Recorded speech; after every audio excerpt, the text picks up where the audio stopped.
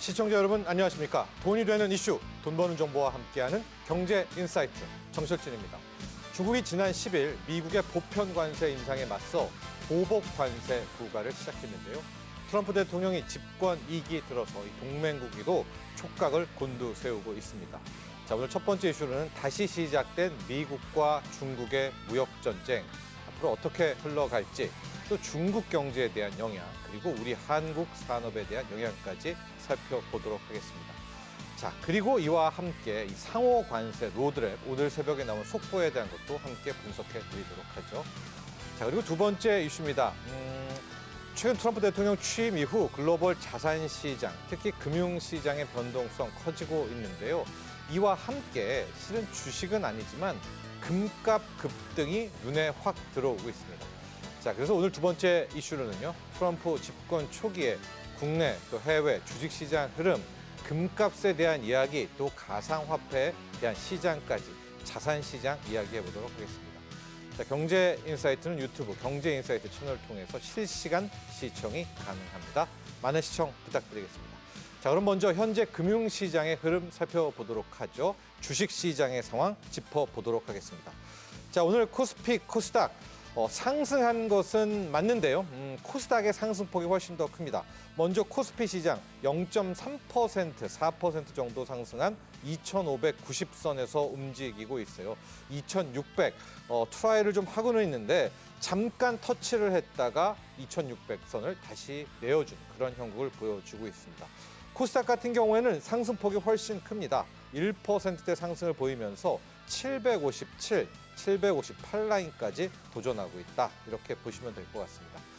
자, 시장의 상승폭 역시 외국인들의 수급에 많이 영향을 받는 것 같아요. 오늘 코스피 시장에서의 외국인들 매도 규모가 꽤 됩니다. 4천억 가까이 순매도를 하고 있습니다. 반면 코스닥 시장에서는 1,400억 이상 순매수를 하면서 현재 이 코스닥 상승의 주역 외국인들의 수급이다. 이렇게 볼 수가 있을 것 같습니다. 다음 환율 시장 짚어보도록 하죠. 자, 간밤에 상호 관세 이야기도 있었고 변동성도 커지기는 하지만 오히려 미국의 국채금리 떨어지고 달러 인덱스 하락, 달러 약세가 보이면서 우리 오늘 환율 시장도 큰 흐름, 엄청난 변동성은 없습니다. 소폭 오르기는 하고 있지만 1,443선, 1,444원선에서 움직이고 있는 흐름입니다. 역시 암호화폐 시장도 변동성을 키우고 있죠. 그러나 상승으로도 하락으로도 나오지 않는 그런 모습들 꾸준히 이어가고 있는데요. 1억 4,500 비트코인 같은 경우에 개당 1억 4,500만 원 선에서 급등했다가 급락했다가 계속해서 움직이는 그런 형국을 나타내고 있습니다. 자, 지금까지 현재 금융시장의 흐름 짚어봤습니다. 이제 바로 오늘 첫 번째 이슈를 돌입하도록 하죠. 준비된 영상 보시고 난 뒤 본격적인 이야기 이어가겠습니다.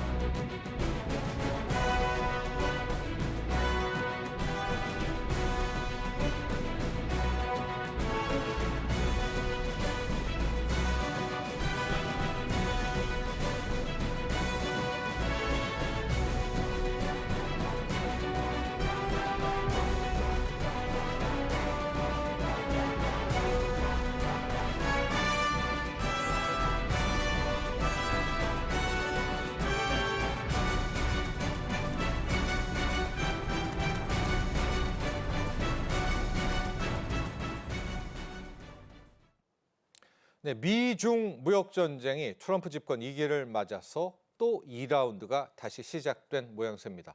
중국 경제 큰 변동성 예상되고 있지만 미국의 중국에 대한 압박은 더 강력해질 것으로 전망되는 만큼 앞으로 미중 무역 전쟁의 향방 전 세계에 이목 집중되고 있습니다. 우리도 마찬가지죠. 우리 한국 산업에도 큰 영향을 미치게 될 텐데, 자, 오늘 이 시간에 미중 무역 전쟁에 대한 이야기 그리고 한국에 미치는 영향까지 살펴보도록 하겠습니다. 권혁준 경제평론가 함께합니다. 안녕하십니까? 네, 안녕하십니까? 네. 자, 오늘 미중 무역 전쟁에 대한 이야기 좀 집중적으로 다뤄보려고 했는데 이 전에 우리가 굉장히 긴장했었잖아요. 어젯밤에 네. 트럼프의 상호 관세. 근데 이게 또 행정명령에 서명은 했는데 실제 시행은 4월 1일로 좀 옮겨지면서 약간 긴장은 풀렸습니다. 네. 그래도 어젯밤에 있었던 관련한 내용도 좀 자세하게 짚어주시죠. 네, 일단 현황을 네 가지로 좀 정리할 수 있겠는데요. 첫 번째로 본다 그러면 일단 상호관세 부과가 확실해졌다. 그래서 로드맵을 이제 발표를 했죠. 그러다 보니 이제 시장에서 생각했던 상호관세가 어떤 형태로 될지 어느 정도 가이드가 잡혔다 이렇게 보시면 되겠고요. 두 번째로는 이제는 많은 분들이 궁금해하셨습니다. 그러면 자유무역 협정을 맺었던 이런 동맹국들도 과연 이 상호관세 영향력 안에 들어갈 것이냐라고 봤을 때에 이미 이제 트럼프 대통령이 얘기했던 이 비관세 장벽을 감안도 하겠다 이런 얘기를 했거든요. 결국에는 우리나라도 아마 영향을 받을 수 있다. 동맹국도 영향을 받을 수 있다라고 지금 해석이 되고 있습니다. 세 번째로는 국가별로 다르게 적용한다. 네 번째로는 이제 아까 앵커님 말씀하신 것처럼 4월 1일까지 이제 미국에서 연구를 하고 그 안에서 이제는 어느 정도 내용이 나온다. 이렇게 보고 있거든요. 그래서 실질적으로 4월 1일부터 적용될 수 있다. 이렇게 좀 정리를 해드릴 수가 있겠고요. 트럼프 대통령이 이런 얘기를 합니다. 모두에게 공평할 것이다. 이렇게 얘기하고 있습니다. 그래서 어느 나라도 불평할 수 없을 거다. 이렇게 얘기하면서 이 상호 관세에 대해서 강력한 드라이브를 걸었습니다. 상호 관세를 하는 이유는 또 세 가지로 나눠볼 수 있는데 첫 번째로 국가 부채 축소죠. 미국의 국가 부채 심각하죠. 그래서 이제 관세를 통해서 어느 정도 이제 시선을 돌리겠다라는 볼 수가 있겠고 두 번째로는 감세 공약 재원 마련도 있습니다. 트럼프 대통령이 얘기했던 공약을 했었던 뭐 법인세 인하라든지 소득세 인하 부분에 대해서 재원 마련도 있을 수 있겠고요. 세 번째로는 역시나 자국 보호주의죠. 그래서 결국에는 제조업을 다시 한번 살리기 위해서 이런 상호 관세를 카드를 꺼내들었다 이렇게 볼 수가 있겠습니다. 네, 상호 관세 참 많이 긴장을 했고 우리 평론가께서도 잘 정리를 해줬지만 이게 한마디로 보면 요즘에 그런 말 많이 하잖아요. 케바케, 케이스 바이 케이스로 흘러갈 네. 것 같으니까 오히려 주식시장은 뭐 미국도 그랬고 우리도 오늘 그랬고 네. 일단 4월 1일 나올 때까지는 보자 이러면서 좀 상승하는 맞습니다. 그런 모양새인데 그래도 중요한 포인트가 하나 있었습니다. 아까 이야기를 해주셨지만 우리와 미국은 한미 FTA 때문에 관세가 거의 무관세가 많지 않습니까? 네. 그런데 이렇게도 안심하지 말라라고 트럼프가 직접 이야기를 했습니다. 네. 무관세여도 경우에 따라서 이제 자기가 트럼프가 스스로 뭐 비관세 장벽이라든가 네. 이런저런 부담을 줄 수 있다라고 아주 노골적으로 이야기를 했죠. 맞습니다. 이런 얘기를 했죠. 사실상 상호 관세에서 면제나 예외 같은 기대해서는 안 된다 이런 표현까지 했었는데요. 그 정도로 사실 많은 국가들이 이 상호 관세의 정확한 의미를 분석하고자 이제 노력을 하고 있습니다. 그래서 이번에 사실 트럼프식 상호 관세에 대해서 어느 정도 이제 가이드가 나와줬는데 특히 네 가지를 좀 뽑을 수 있겠죠. 이게 뭐 먼저 보편 관세, 상호 관세가 나오고 기본 있는데 개념이죠. 예, 보편 관세는 그냥 모든 국가들을 상대로 해서 예외 없이 모든 품목에 대해서 부과하는 거고요. 상호 관세 같은 경우에는 우리 앵커님 말씀하신 것처럼 이 상대국에 부과하는 관세율의 수준에 맞춰서 동등하게 관세를 부과하는 겁니다. 요거는 당연히 품목별로 달라질 수밖에 없겠죠. 예를 들어 보겠습니다. 일단은 뭐 인도 얘기를 이제 트럼프 대통령이 했는데 예. 미국에서 인도에서 농산물이 인도에서 미국으로 갈 때는요. 미국 관세가 5%밖에 안 됩니다. 그런데 반대로 갔을 경우에는요. 인도는 39%의 관세를 하고 있죠.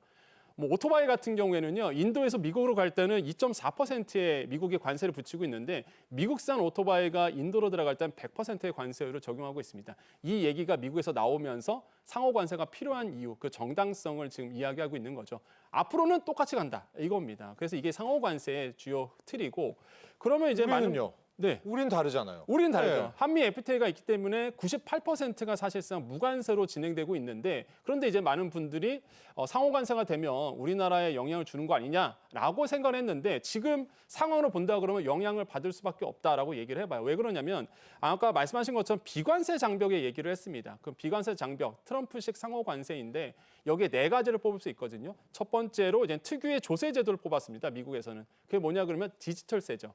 한마디로 이런 겁니다. 유럽에서 이제 미국 기업을 규제했을 때 관세는 없을지라도 디지털세를 통해서 구글이나 아니면은 페이스북 아니면은 메타를 압박하고 있거든요. 실제로 이제 구글 같은 경우가 매년 5억 달러를 유럽 쪽에 징수를 당하고 있습니다. 그래서 이런 것들을 얘기하고 있고 두 번째로는 환경 규제를 뽑았습니다. 한마디로 유럽에서 또 진행하고 있는 탄소 국경세 이런 것도 이제는 얘기할 수 있겠죠. 세 번째로 이제 환율을 얘기하고 있는데요.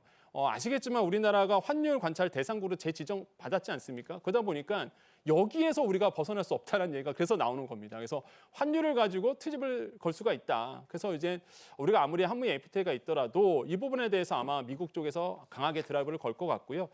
마지막으로 뭐 역의 세금에 대해서 이제 얘기를 하고 있죠. 그래서 결국에는 우리나라는 대응할 수밖에 없어요. 그래서 최상목 경제부총리가 이제 상호 관세 등에서 24시간 이제 예의 주시를 하고 있다라고 이제 밝혔습니다. 그 정도로 우리나라도 이거에 대해서 이제는 굉장히 이제 빠르게 발빠르게 움직이고 있다라고 말씀을 드리겠고요. 결국에는 트집 잡힐 일을 만들지 않아야 되겠죠. 근데 우리가 좀 걸리는 게 지금 환율 쪽에서 좀 트집 잡힐 일이 좀 벌어질 수 있다라는 시각의 목소리가 나오고 있습니다. 네. 하지만 원화 약세가 우리가 원해서 의도적으로 만들어낸 원화 약세는 아니잖아요. 맞습니다. 그럼에도 불구하고 뭐 가령 이런 식이죠. 원화가 최근에만 5%에서 10% 약해졌다. 네. 그것만큼 세금 때리겠다. 이제 이런 트집을 잡힐 수가 있기 때문에 최상목 권한대행도 24시간 모니터링을 하겠다. 이렇게 이야기를 했습니다. 자, 본격적으로 오늘 이야기를 해보도록 하겠습니다. 미중 무역 전쟁에 대한 이야기인데 이게 막 심화되려고 하다가 약간 좀 멈칫하고 있거든요. 현재까지 상황 좀 보도록 할게요. 지금 뭐가 이루어지고 있는 건가요? 지금 시장에서 가장 관심 있는 게 시진핑 주석과 예. 트럼프 대통령과 예. 통화를 진짜 했느냐. 이거에 가장 관심이 있거든요. 예. 그러니까 통화를 언제 했느냐가 관심이 있어요. 일단은 트럼프 대통령이 취임한 이전에는 통화한 것으로 양국 다 인정을 했습니다. 그런데 취임한 이후에 그러면 이제 관세 얘기가 나왔을 때 이제 탑다운 방식으로 지도자들이 이거에 대해서 대화를 나눴느냐? 뭐 미국 쪽에서는 얘기를 하고 있습니다. 했다 이렇게 얘기를 하고 있는데 중국 쪽 입장에서는 들어보면은 사실상 그 트럼프 발언에 이제 반발을 하고 있고요. 사실관계가 지금 불투명한 것으로 지금 시장에서 내다보고 있거든요. 그래서 이게 과연 했는지 안 했는지도 굉장히 애매모호한 상태입니다. 그래서 이제 시장에서는 좀 불확실성이 커질 수밖에 없겠고 결국에는 도널드 트럼프 대통령이 이런 얘기를 했어요. 바이든이 뭐 중국이 막 나가도록 내버려뒀다 이런 얘기하면서 중국의 연간 1조 달러 이상의 적자를 우리는 지금 기록하고 있기 때문에 더 이상 중국이 우리나라에서 아니면 미국에서 돈을 빼가는 일은 없을 것이다 이렇게 얘기하면서 그렇게 많은 돈을 빼내도록 두지 않을 거다 이렇게 얘기를 했거든요. 그 정도로 지금 이제는 뭐 보편 관세 그다음에 뭐 상호 관세에 들어오면서 중국을 이제 더욱더 압박할 것으로 보고 있고요. 결국에는 시장에서는 과연 양국 정상이 언제 전화 통화를 할 거며 또 실제로 언제 만날 것이냐 이거에 대해서 이제 관심이 높아지고 있습니다. 지금 10일이 지났거든요. 네. 10일이 지났고 이제 중국도 미국에 대해서 맞보복 관세가 맞습니다. 시작이 됐고 원래 트럼프가 무슨 얘기를 했냐면 자신의 이제 관세 정책에 맞보복을 하면 용납하지 않겠다. 그대로 갚아주겠다라고 했는데 지금 아무 말을 안 하고 있습니다. 그러니까 트럼프 대통령이 왜 지금 중국을 놔두지? 이거 모르겠어요. 뭐 당장 이번 주말에 또 뭐가 나올지는 모르겠습니다만 지난 일기 때를 보면 이 미국과 중국이 전쟁을 돌입하고 거의 합의를 한 게 네. 1년 6개월, 맞습니다. 18개월 걸렸거든요. 이번에는 뭐 어떻게 이 둘의 전쟁이 끝이 나게 될까요? 뭐 지나가봐야 알겠지만은 지금 시장에서는 1차 때, 그러니까 트럼프 1기 때 있었던 1차 협상, 2차 협상 그 정도 시간, 그러니까 18개월 정도가 소요됐는데 그 정도로 또 가지 않을까 이렇게 조심스럽게 좀 내다보고 있는 부분이 있습니다. 일단 지금 표에 보이고 있는데요. 이때 2017년과 2020년 사이에 이제는 무역 관세 전쟁이 붙었을 때 내용인데요. 18년도 4월에 이제는 미국과 중국이 이제는 서로 관세를 하면서 보복 관세로 붙게 됩니다. 치고받네요. 네, 치고받기 시작하죠. 그때부터 4, 5, 6, 7 쭉 가다가 일단은 12월에 정상회담 하면서 사실상 약간 이렇게 화해 분위기로 갔다가 그 다음에 다시 또 관세 전쟁이 시작이 됩니다. 2020년 2월에 이제는 1단계에 대해서 무역 합의가 발효가 되면서 사실상 이제 어느 정도 합의가 되려고 했었는데 아시겠지만 2020년 코로나가 전 세계를 뒤엎었습니다. 그래서 사실상 이 협정이 진행되진 않았었고요. 그러다 보니까 지금 시장에서는 그 당시 맺었던 그 1차 협상에 대한 내용들만큼 그 정도의 어떤 내용들이 오고 가지 않을까라고 이제는 보고 있습니다. 그래서 아마 그 협상의 시작점이 아마 조만간 다가올 텐데 그 기간이 아마 18개월 정도 걸리지 않을까 이렇게 내다보고 있고요. 이미 아시겠지만 아까 앵커님 말씀하셨잖아요. 뭐 미국과 중국이 서로 보복 관세를 하고 있는 부분 있는데 미국이 이제 중국 쪽으로 해서 이제 추가 10%의 관세를 부과하겠다라고 얘기를 했습니다. 그래서 전기차 같은 경우가 이제 110%의 관세가 되는 거고 중국이 이제 보복 관세를 했죠. 그래서 15%, 10% 품목별로 다르게 이제는 관세 부과를 했습니다. 이거 비관세도 보복 있고요. 네, 비관세 조치도 있고요. 이런 것들은 이제는 광물 쪽에서 사실상 이제는 수출을 통제한다든지 구글을 반독점 위반으로 조사한다든지 WTO에 제소한다든지 이런 비관세 조치도 일어났었고요. 그래서 보복 얘기를 지금 하고 있는 상태죠. 그래서 지금 이게 한치의 앞도 내다볼 수 없는 상태로 지금 가고 있습니다. 자, 그런데 그 다음에 미국의 트럼프의 아직까지 중국에 대한 이건 없습니다. 이제 좀 기다려 봐야 될 것 같고요. 현재까지만 놓고 보면 추가 10% 관세, 그다음에 철강, 알루미늄의 25%. 근데 이것도 중국에게는 치명타고요. 네. 캐나다, 멕시코의 25%. 유예는 됐지만 이 역시도 중국의 치명타가 네. 중국이 거의 캐나다, 멕시코를 우회해서 들어왔잖아요. 네. 현재까지만 놓고 보면 일단 중국도 타격은 있는 거죠. 예, 타격을 받을 거로 보고 있는데 네. 중국 입장에서는요. 덜하다 이런 얘기를 하고 있습니다. 현재까지만. 그렇죠. 네, 현재까지만 네, 본다 네. 그러면 일단 알루미늄 같은 걸 보겠습니다. 미국 같은 경우가요. 미국의 그 중국의 최대 알루미늄 사실 수입국입니다. 그래서 알루미늄을 중국이 최대 수출하는데 그게 미국 나라거든요. 그러니까 굉장히 많이 수출을 하고 있고 근데 그 물량을 많이 줄었습니다. 실제 이제는 물량이 어느 정도 줄었냐 그러면 지금 조사를 해보니까 2023년도 기준으로 봤을 때 그 전체 수입량이 지금 중국산이 한 3.7% 수준이 되어가고 있고요. 철강 같은 경우에도요. 그 작년에 중국 철강 수출량이 53톤이었는데 이거 다른 나라에 비하면 굉장히 적은 수치거든요.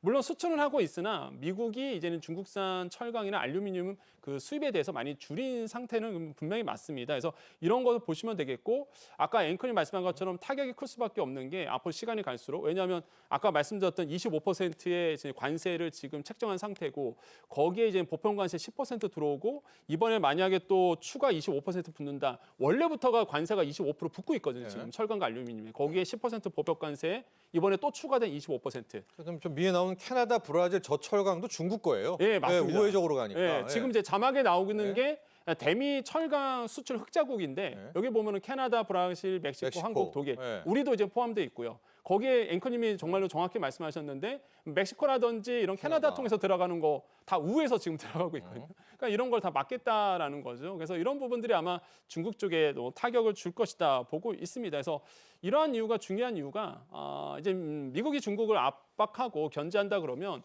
이 중국 입장에서는 또 밀어내기 물량을 전 세계에 내보낼 겁니다. 한마디로 이제 과잉 생산된 부분이 있어요.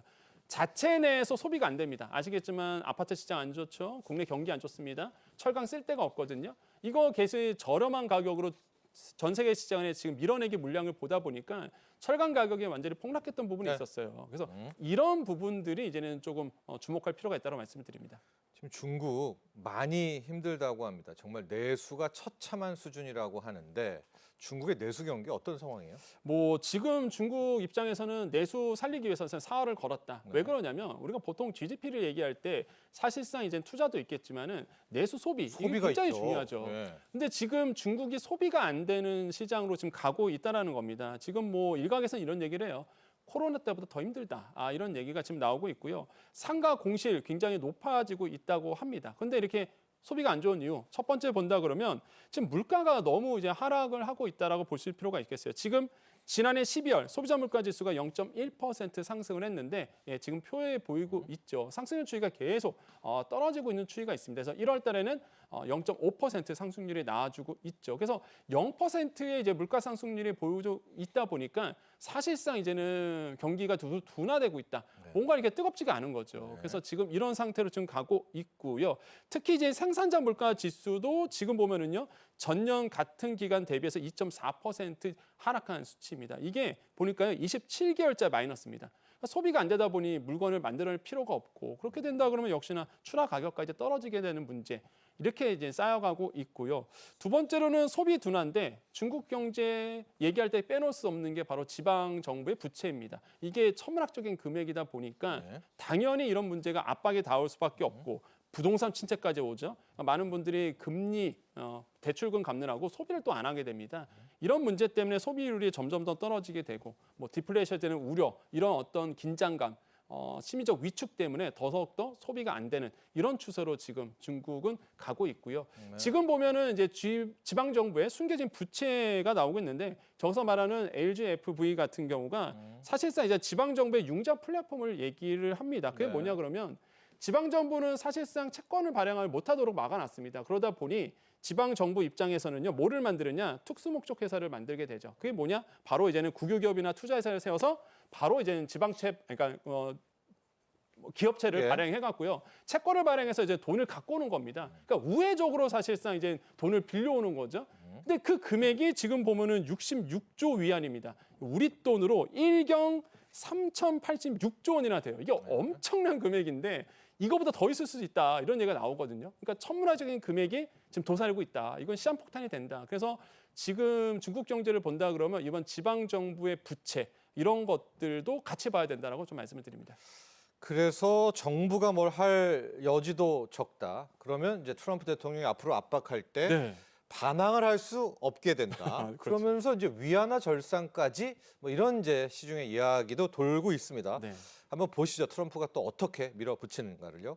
이런 와중에 중국도 나름 또 하나의 탈출구를 빼놓는 게 네. 미국 국채를 줄이고 그렇게 금을 사들이고 있다면서요. 조금 이따 우리가 금값 이야기도 해볼 텐데 금값이 올라간 여러 이유 중에 하나가 중국 사재기도 있습니다. 맞습니다. 이게 그러니까 중국 입장에서는요, 사실상 이제 달러 패권을 막고 싶을 겁니다. 그러다 보니 당연히 달러보다는 이제 금에 대한 수요를 늘릴 수밖에 없다. 그리고 내부적으로도요, 이제 사실상 경기가 안 좋다 보니까 안전 자산인 금에 대한 수요가 또 높아지는 부분이 있습니다. 그러니까 한마디로 정부도 금에 대한 이제 수입을 늘리게 되고 네. 뭐 국민들마저도 인민들도, 사실상 네. 이제는 금을 이제 들어오게 되는 거죠. 그래서 네. 이런 것들이 금값에 이제 영향을 주고 있다 보시면 되겠고, 사실상 중국은 이제 미국 채권 팔고 금 매입에 나서고 있는 부분이 있습니다. 그래서 위안화 안정성에 이제는 도움을 주고자 하고 있는 부분이 있는데, 실제 이제는 미국 부채가요 5경 한 2천조 원이 넘어가거든요. 그러면 이 상황에서 중국 정부가 계속적으로 미 국채 판다. 그러면은 가격은 떨어질 겁니다. 그러면은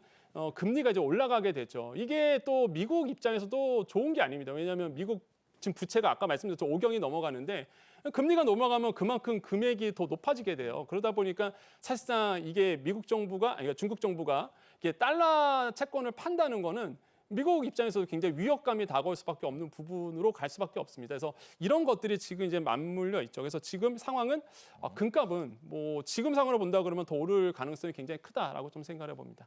히토리 보복 같은 것도 있기는 있잖아요. 중국이 그렇죠. 꺼내들 카드는. 네. 그런 것도 막판에 몰리면 할까요? 중국도? 그러니까 히토르 같은 경우가 사실상 지금 이미 2023년부터요. 히토르 그다음에 흑영, 갈륨 같은 경우가 이미 중국 정부에서 수출 통제 대상으로 이제 편입을 시켜놓은 상태입니다. 특히 작년 같은 경우가 10월 1일에 히토르 관리 조례에 따라 갖고요. 네. 더 관리 감독을 엄격하게 하고 있거든요. 근데 히토르 아시겠지만 아까 얘기했던 뭐 갈륨이라든지 그다음에 게르마늄 같은 경우가 이게 뭐 국방에서도 쓰인단 말이에요. 첨단 방위 산업에서 쓰이죠. 예, 네. 쓰이다 보니까 사실 이거를 통제하고 막고 그렇게 된다 그러면 미국 입장에서도 상당히 곤란합니다. 아직까지 거기까지 안 갔거든요. 지금 네. 상황으로 본다 그러면.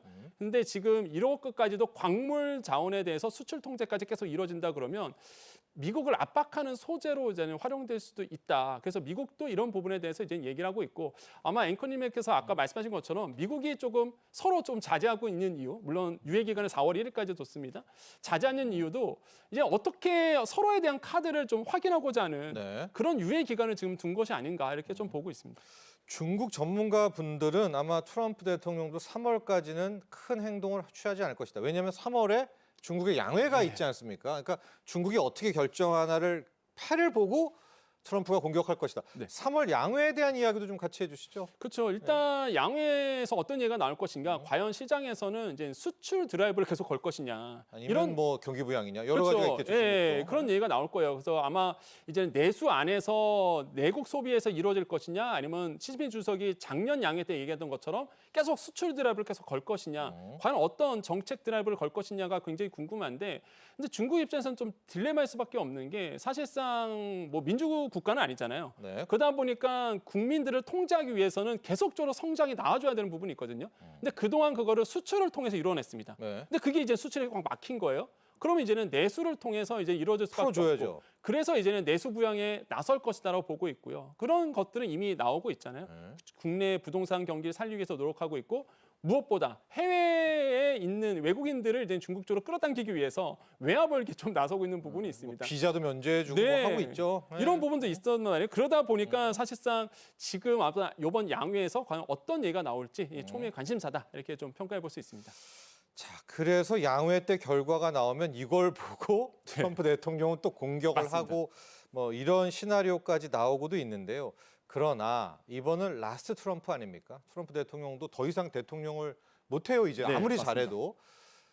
그러니까 오히려 또 중국이 강하게 아예 초반부터 맞설 것이다 이렇게 전망하시는 분들도 계시고, 이런 것들을 조율해 보면 미중 무역 전쟁 오히려 네.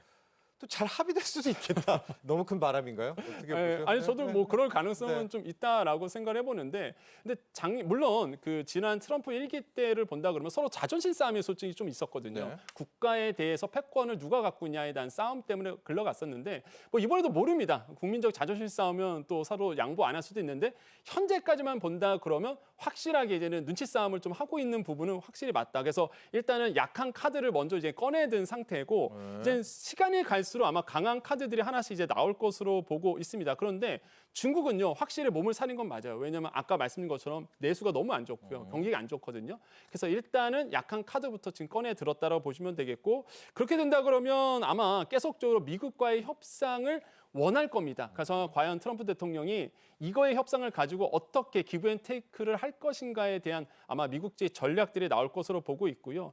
그런 상황에서 사실상 우리가 해야 될 것은 분명히 우리는 뭘까요? 네, 분명한 것 같아요. 일단 미국과의 관계에서는 안보적인 측면에서 접근할 수밖에 없고요. 네. 중국과는 사실 경제 측면에서 접근할 수밖에 없는 부분이 있거든요. 그래서 일단은 우리도 줄 건 줘야 된다고 보여집니다. 지금 시장에서 나오고 있는 거는 결국에는 미국산 무기에 대해서 어느 정도 구매를 하면서 우리도 이제는 영수증을 내밀 수밖에 없는 부분이 나요. 일단은 지금 모니터링을 강화할 수 가스도 좀 사면 어때요? 뭐 미국산 가스. 예. 예, 그러면서 우리가 사줄 건 사주고 그거에 대한 영수증을 이제는 미국 쪽으로 이제는 던질 것으로 지금 보고 있습니다. 그래서 이런 것들도 지금 나오고 있고, 또 한 가지가 미국이 그렇게 원하는 자국 내 공장 세우는 거, 이것도 지금 어느 정도 현대제철도 얘기를 하고 있고, 그래서 보니까 결국에는 미국 내에 이제는 우리나라의 기업들의 공장을 세우는 부분도 어느 정도 양보해 줄 수 있다는 얘기가 나오고 있습니다. 그러면은 그거에 대한 영수증을 당연히 우리도 내밀어야 되겠죠. 그래서 상호입니다, 결국에는. 그래서 주고 받고를 분명히 이번에 할 것이다라고 보고 있고요. 그렇게 된다 그러면 결국에는 우리나라는 중국과 미국의 어떤 전략적을 어떻게 파악하고 있는지 그 현황 파악이 굉장히 중요하고요. 우리나라도 지금 계속 대책회의를 계속 가지고 있죠. 그래서 실무선에서 최대한 어떻게 해야지만 우리나라가 유리한지 회의를 지금 가지고 있다고 보시면 되겠습니다. 그래서 결국에는 그런 걸 원하는 거예요. 한미 FTA 재협상은 절대 안 된다라고 보시면 되겠고, 그다음에 또 하나 보셔야 되는 게 1기 때처럼 이미 네. 기억나실 겁니다. 철강 같은 경우는 쿼터제로 풀어냈잖아요. 네. 협상을 통해서 사실상 예외 인정을 좀 받아야 되는 부분, 이런 것들을 우리가 주장할 필요가 있다라고 말씀을 드립니다. 좋습니다. 그리고 또 지금 미국이 중국 뭐 조선이라든가 태양광이라든가 철강 때려주잖아요. 맞습니다. 그때 우리가 반사의 이익을 또 네. 최대치로 좀 극대화하는 이제 그런 행동도 취할 필요가 있을 것 같습니다. 자, 지금까지 권혁중 경제평론가와 함께했습니다. 오늘 감사합니다. 네, 감사합니다. 자, 두 번째 이슈, 트럼프와 관련된 겁니다. 트럼프 2기 출범하고의 자산시장의 변동성, 움직임들 함께 살펴보죠. 준비된 영상 보시고 난 뒤 이야기 이어가겠습니다.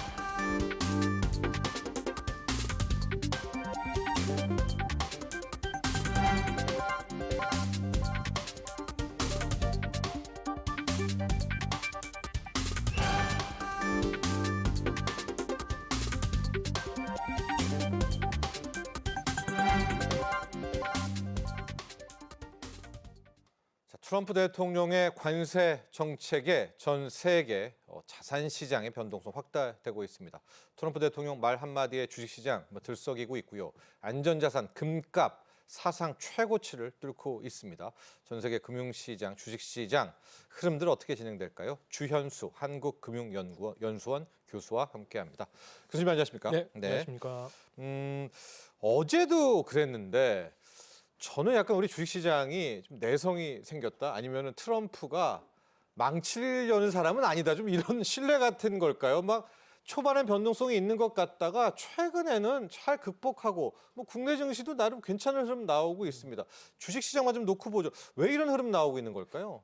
전체적으로 본다라고 한다면 좀 뭐 비유라고 할까요? 그런 식으로 생각을 해보죠. 네, 해주세요. 사업가가 어떤 의미에서 시장을 망치는 일은 웬만해서는 하지 않습니다. 네. 특히나 트럼프의 그 과거 경력을 생각해 본다라고 한다면은 실제적으로 거기에서 최대의 이익을 얻으려고 하는 쪽이지 그 시장 자체를 망가뜨리려는 그런 형태는 아니라고 봐야 되겠죠. 네. 그다음에 그러면은 트럼프의 집권 이후 어떤 현상들이 나타나고 있나 생각을 해보면 특히 주식시장에서 보면은 취임 이후에 나타나는 현상은 명확해요.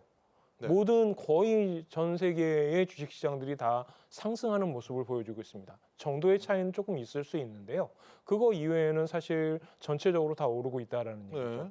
그러면은 이제 여기에서 우리가 생각해 볼 수 있는 게 아니 관세 이야기를 하면서 그러면은 이거에 대해서 영향을 받고 있는 그런 국가들이 있을 텐데 네. 대표적으로 중국이라든지 멕시코라든지 우리도요. 캐나다라든지 네. 이제 한국도 네. 포함됩니다만 그러면은 왜 이런 현상이 발생하는 것일까라고 얘기를 했을 때 보통 이제 학습 효과라든지 내성이라든지 내성. 이런 얘기를 하게 되죠. 트럼프 1.0 때 한번 당해봤다. 음. 그런데 이번의 모습은 약간 다른 부분이 뭐냐면 아, 예. 사실 그런 학습 효과나 내성이라고 생각하는 것보다는 이미 선반영돼 있다고 보는 게 오히려 더 타당할 것 같습니다.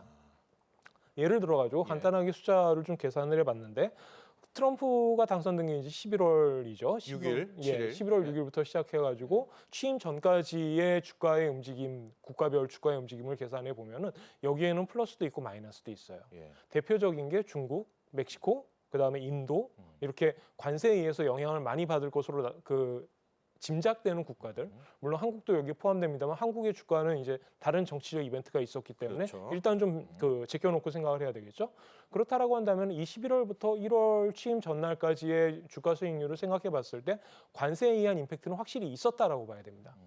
그리고 그런데 나서 선반영이다. 예. 네. 그리고 나서 그 이후에 취임을 단행한 직후 왜 안 하지? 액션은 어디 있지? 네. 이런 형태가 되니까 어느 정도 그 부분에 대해서 다시 이제 그 정상적인 상황으로 돌아오는 그런 움직임이라고 보는 게 오히려 해석이 더 정확하지 않을까라고 생각을 하고 있습니다. 네.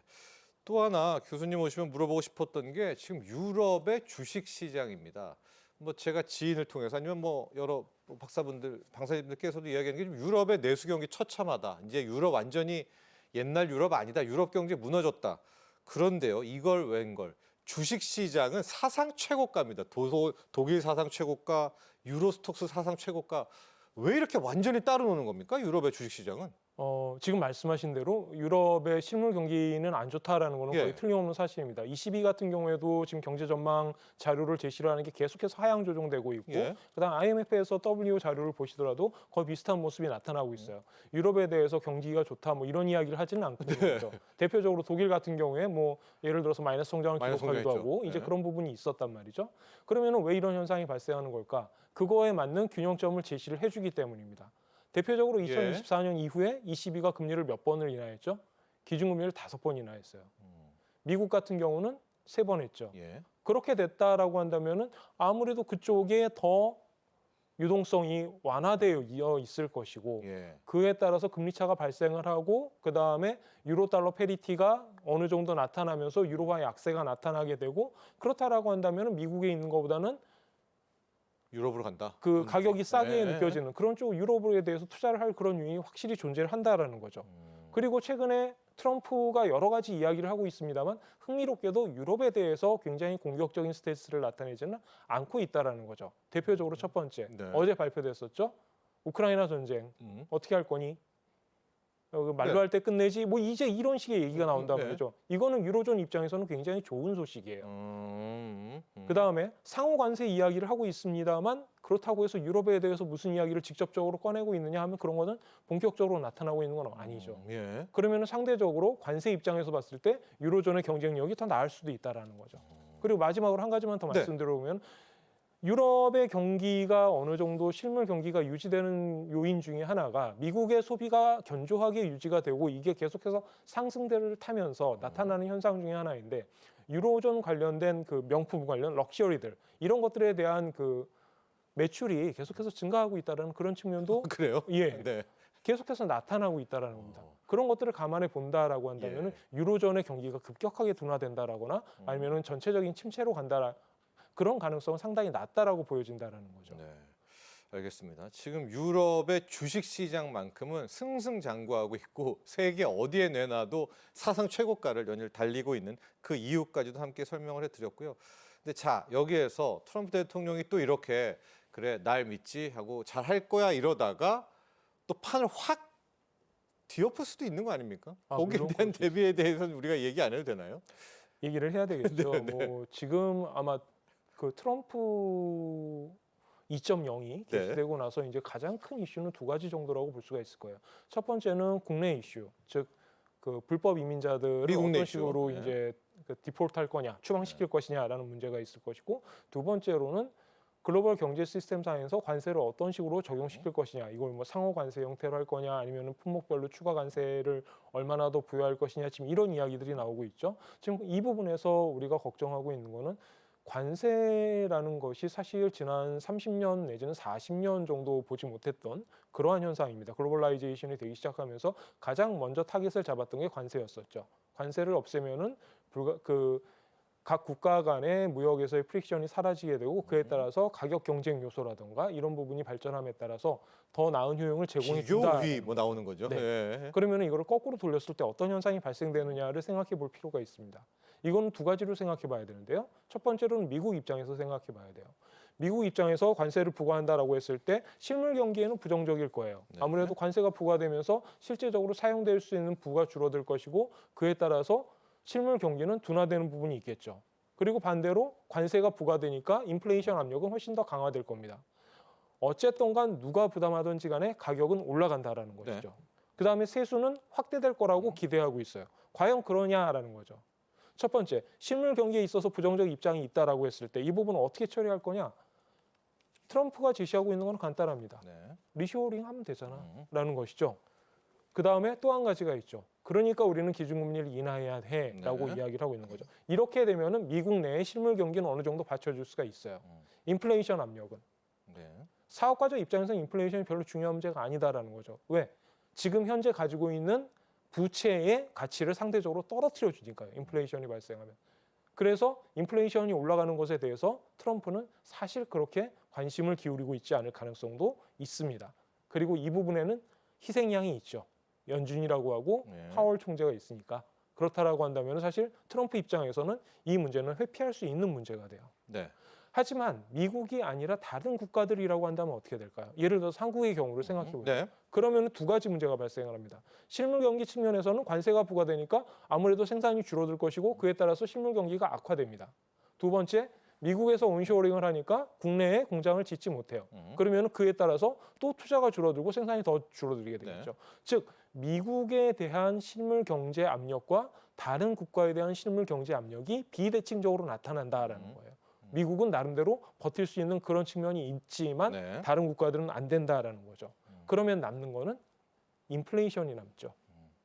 그러니까 우리 교수님께서는 지금 우리가 신뢰도 하고 주식시장도 다 올라가고 좋은 게 좋은 거다라고는 하지만 낙관은 금물이고 좀 더 강력한 관세가 나올 때 물가 상승이라는 복병을 계속 조심하자. 이렇게 좀 정리를 그렇습니다. 해놓게 되겠습니다.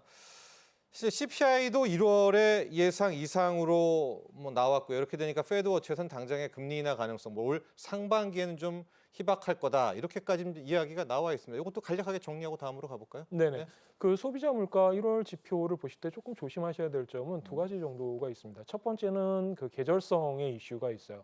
일단 1월에 그 날씨가 얼마나 추웠느냐 이런 부분들 그거에 따라서 뭐 운송이라던가 이런 부분에서 영향을 받을 수도 있고 우리나라와 마찬가지로 농산품의 생산 부분 과정에서 이제 문제가 될 수도 있는 거죠.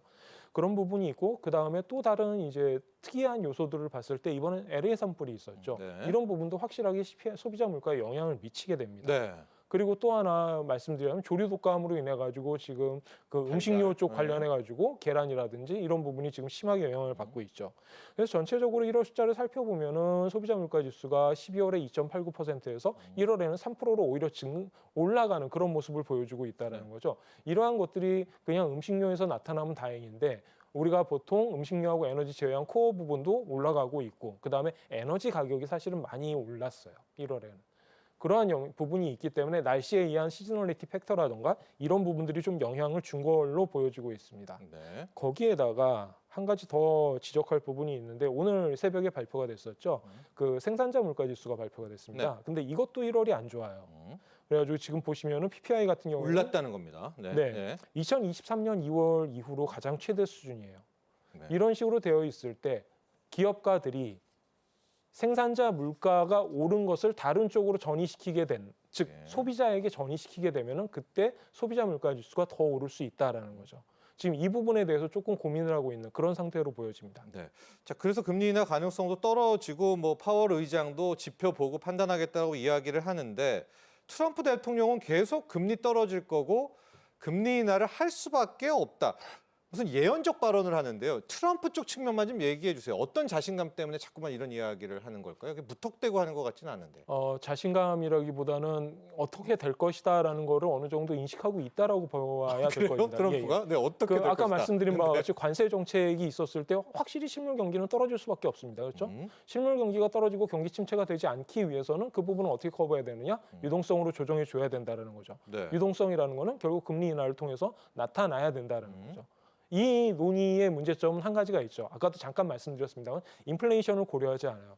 우리가 통화 정책이라는 거는 인플레이션을 안정화시켜 가지고 그거 경제를 잘 끌고 나가자라는 측면에서 받아들여야 되는 건데 네. 트럼프의 생각은 조금 다르다라는 거죠. 그러니까 교수님은 트럼프 대통령은 이미 뭐 고용 시장도 힘들어지고 이걸 좀 예견하고 있다. 이렇게까지 가도 됩니까? 합리적으로 생각하는 사람이라면은 그 그 부분까지 정도도 알고 당연히 있다. 판단을 하고 있겠죠. 그거에 대한 정책적인 대안이 금리 인하다라고 주장을 할 수도 있는 거고요. 그래서 금리는 떨어질 거야. 뭐 이렇게 자신감 있게 말한다. 네, 그거는 하지만 이제 문제는 그 행정부 입장이고 네. 통화당국 입장에서는 이렇게 얘기할 수 있겠죠. 그거는 당신 생각이고 알겠습니다. 우리 생각은 좀 달라라고 얘기를 할 수 있는 거죠. 하지만 가령 노동시장이라든가 고용지표가 나빠지면 금리 인하의 가능성도 있는 건 맞는 거고요. 실제적으로 나빠진다라고 한다면 통화당국도 그렇죠. 그 부분에 대해서 진지하게 고려를 하겠죠. 네, 좋습니다. 금리 얘기해 보도록 하겠습니다. 뭐 트럼프 집권 이전부터 좀 오르기 시작했는데 이후에는 그냥 고비가 풀려서 사상 최고가고요. 시중에서 지금 이 실물금을 워낙 사서 이게 우리나라도 그렇지만요. 외국에서도 실물금을 내어주지를 못한다. 그러니까 실물금 품귀 현상이 나올 정도입니다. 이거 왜 그러는 겁니까? 누군가 사기 때문이죠. 그렇죠. 우리가 다 사고 있는 거죠 지금. 네네. 네. 이 부분은 조금 크게 보셔야 될 필요가 네. 있는데 사실 그 금시장 같은 경우에는 굉장히 대규모의 시장이고 그런데 특징이 뭐냐면은 일반적인 소매업자들보다는 대규모의 그 큰 손들이 존재한다라고 보시면 됩니다. 네. 그리고 그 큰 손은 보통 중앙은행이라고 중앙은행. 불리우죠. 예. 그럼 무슨 현상이 발생을 하고 있느냐? 2020년, 2021년, 2022년 이후에 크게 두 개의 현상이 나타납니다. 첫 번째는 여러분들 잘 아시지만 러시아 우크라이나 전쟁이 발생을 했어요. 그게 그래서 그 안정성을 추구하는 거기 때문에 금을 사느냐? 아닙니다. 그런 부분 이외에 러시아 중앙은행이 실제적으로 자산 동결 조치를 당하는 것을 봤다라는 거죠. 그럼 그게 왜? 우리도 그 일을 당하면 우리는 어떻게 자산을 유지하지? 그러면 달러보단 금이구나라는 판단을 했고 그 판단을 먼저 한 국가가 중국입니다. 네. 그래서 PBOC는 지난 2년 넘게 1000톤에 가까운 금을 추가적으로 매입하고 그와 상응하는 규모를 그 일반적인 런던 마켓에서 따로 매입하는 그런 현상들을 보이고 있습니다. 그리고 이 비슷한 현상이 다른 중앙은행에서도 나타나요. 인도 중앙은행이 똑같은 일을 하고 있습니다. 네. 그렇기 때문에 이러한 어떤 그 안전성, 자기 자신의 통화 가치에 대한 안전성 이런 부분으로 지금 금을 매입하는 수요가 계속해서 나타나고 있다는 것이 첫 번째 이슈이고요. 달러 패권의 도전 이렇게 봐도 되죠. 그 네. 동일한 이야기입니다. 지금 두 번째 말씀드리고 싶은 부분이 그 부분이었는데 네. 미국은 지금 현재 향후 10년, 30년 동안의 달러의 패권을 어떤 식으로 유지할 것인가, 어떤 식으로 관리할 것인가에 대해서 정확하게 대답을 하고 있지 못하고 있는 그런 상황이에요. 온쇼어링의 가장 큰 문제라고 볼 수 있겠죠. 온쇼어링을 하겠다라는 건 너희끼리 살겠다라는 얘기지 예. 라고 한다면은 달러의 패권이 국제 금융시장에서 얼마나 유지될 수 있을지 확신할 수 없다라는 거죠. 그러면은 그때 위안화가 대체할 수 있으려면 위안화는 그만큼의 안전성을 가져야 되고 담보를 해야 된다. 그게 금담보. 바로 금으로 인해서 대표된다라는 것이죠. 그러면 금값 상승이 쉽게 꺾이지는 않는 거네요. 저는 쉽게 꺾일 거라고 생각하지는 않습니다. 이러한 현상은 장기적인 추세에 의한 것이고 예. 예를 들어서 러시아 우크라이나 전쟁이 바로 종결된다고 하더라도 그 이전에 있었던 임팩트들, 즉 다시 말해서 러시아 중앙은행의 자산 동결. 그러면은 나중에 중국이 문제가 발생했을 때 중국은행에 대한 자산 동결은 없을 것이냐. 이 부분을 회피하기 위해서라면 그거에 대한 신뢰를 주고 그 신뢰라는 것이 사실 달러와의 패권의 기초가 되는 것인데 예. 이 부분이 붕괴된 상황에서는 그렇게 간단하게 커버되기는 어려울 거다라고 생각을 하고 있습니다. 우리 한국은행을 왜 안 삽니까? 그럼. 한국은행 같은 경우에는 이유가 있죠. 네. 한번 샀다가 후되게 당한 적이 있거든요. 예. 어, 비난을 좀 받았죠. 이 부분이 조금 생각해 봐야 될 부분인데 뭐 그거를 가지고 뭐라고 할 거는 아닌 것 같습니다. 예를 들어 한국은행 같은 경우에는 이제 어느 정도 그 리저브가 올라가기 시작하면서 금의 비중을 높여야 된다라는 지적이 있었고 그래서 2011년부터 2013년까지 약 90톤 가량의 금을 추가로 매입합니다. 네. 마침 이때 금의 가격이 한 1,900달러 정도가 됐었어요. 그런데 2015년이 되면은 금 가격이 다시 하락하면서 이게 1,000달러 수준까지 하락하게 됩니다. 네. 이렇게 되면은 이제 책임 소재라든지 논쟁과 같은 그런 불필요한 일들이 발생을 하게 되죠. 그러면 이게 잘못한 것이냐? 중앙은행이 금을 살 때 얘는 가격이 오를 거야라고 사는 경우는 많지 않죠. 예. 이거는 뭐 그 외환 준비 자산이니까요. 그런 용도로 사용되는 것도 아니고 물론 뭐 가격이 올라준다면 더 좋겠습니다만. 그렇기 때문에 지금과 같은 상황에서 한국은행이 그럼 추가적으로 더 살 것이냐? 그런 부분은 조금 비관적으로 보여지는 것도 사실입니다. 알겠습니다. 그러나 추가 금 매입도 고려하고 있다. 이렇게 볼 수가 있겠고요. 결론 좀 이제 내려야 될 것 같습니다. 변동성은 더 커질 것 같고요. 자산 시장에서 코인 시장도 지금 뭐 급등락을 하고 있는데 자, 우리 정부와 기관 쪽에서는 어떻게 좀 중심을 잡아줘야 될까요? 뭐 이게 워낙 민간 영역의 섹터이기는 하지만 그래도 어느 정도 좀 중심 좀 잡아줄 필요가 있겠다 이런 생각도 드는데요.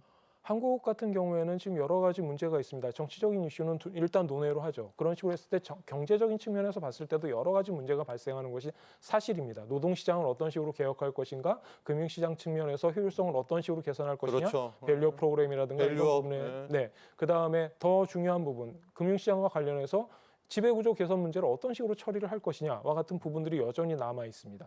그리고 부동산 시장도 마찬가지죠. 여전히 문제는 남아 있고 이 부분을 해결하는데 여러 가지 걸림돌이 있어요. 그러면은 결국 누군가는 이 돌을 치워야 하는 것이고 이 돌을 치우기 위해서는 피와 땀이 들어갑니다. 결국 사회 구성원들의 입장에서는 이 피와 땀에 대해서 어떻게 우리가 보상을 해줄 것인가, 실제적으로 희생하는 사람들에게. 이 부분에 대해서 진지하게 고민할 필요가 있고 그거를 정치적으로 컨센서스를 모아서 정책적으로 만들어낼 수 있는 그런 과정이 필요하다라고 생각을 하고 있습니다. 네, 알겠습니다. 자, 지금까지 도움 말씀 주신 주현수 한국금융연수원 교수와 함께했습니다. 오늘 감사합니다. 감사합니다. 자, 경제인사이트 오늘 준비한 소식은 여기까지입니다. 설 연휴가 포함됐던 이 지난 한 달간 온누리 상품권이 무려 1조 원 이상 팔린 것으로 나타났습니다. 정부는 앞으로 전통시장 외에도 이 온누리 상품권을 사용할 수 있는 골목형 상점과 개수를 더 늘리고요. 디지털 앱도 개편할 방침이라고 합니다. 자, 여러분 한층 더 개선될 온누리 상품권 이미 이용하신 분들 많이 계시지만요. 더 많이 사용하시고요. 더불어 이 전통시장 포함한 또 앞으로 이 소규모 상권들 더욱더 활성화되기를 기대해 보겠습니다. 오늘 여기서 인사드리겠습니다. 다음 주 월요일 오후 3시에 다시 찾아뵙죠. 시청자 여러분 감사합니다.